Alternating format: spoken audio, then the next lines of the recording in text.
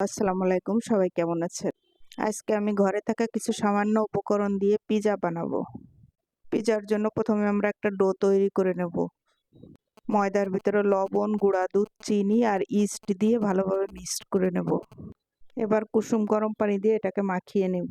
মাখানো কমপ্লিট। এবার উপর থেকে কিছু তেল দিয়ে এটাকে 1 ঘন্টা রেস্টে রেখে দেব। সসেসটা একটু আমি তেলে ভেজে নিয়েছি, আর এটা হচ্ছে ক্যাপসিকাম, কিছু পেঁয়াজ কুচি। খুব বেশি উপকরণ দেবো না, কিছু সামান্য উপকরণ দিয়ে আমি আজকে পিজাটা বানাবো। এটা হচ্ছে মুরগির বুকের মাংস। বুকের মাংসটা একটু ভেজে নিয়েছি। সস, পিজার জন্য যে ডোটা তৈরি করছিলাম সেই ডোটা দেখেন 1 ঘন্টা রেস্টে রাখার পর কি সুন্দর ফুলে গেছে।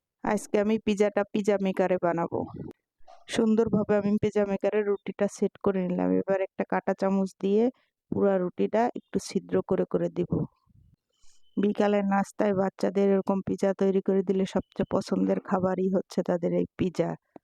এবার আমি সস দিয়ে দেবো। এখানে আমি টমেটোর সস ব্যবহার করেছি, আপনারা চাইলে পিজা সসও ব্যবহার করতে পারেন। এবার এক এক করে সব উপকরণ দিয়ে পিজাটা সাজিয়ে নিব। ক্যাপসিকাম এবং পেঁয়াজটা একটু তেলে ভেজে নিয়েছিলাম। আপনারাও ঘরে থাকা কিছু সামান্য উপকরণ দিয়ে এই ঝটপট পিজাটি তৈরি করে ফেলতে পারেন। বন্ধুরা, পিজা খেতে কে কে পছন্দ করেন অবশ্যই কমেন্ট করে জানাবেন। আমার মনে হয় তো সবাই পিজা খেতে পছন্দ করেন।